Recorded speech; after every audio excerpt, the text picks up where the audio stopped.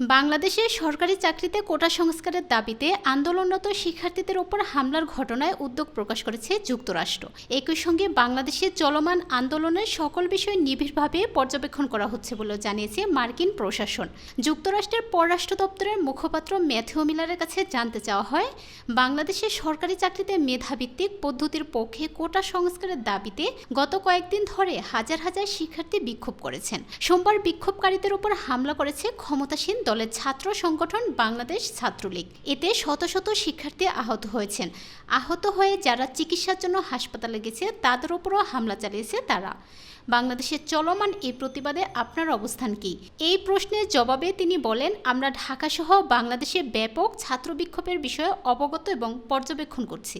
মতপ্রকাশের স্বাধীনতা এবং শান্তিপূর্ণ সমাবেশ যে কোনো বিকাশমান গণতন্ত্রের জন্য অপরিহার্য।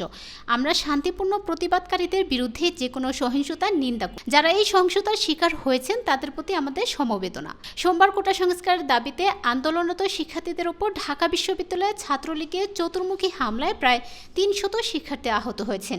এদের মধ্যে নারী শিক্ষার্থীও রয়েছেন।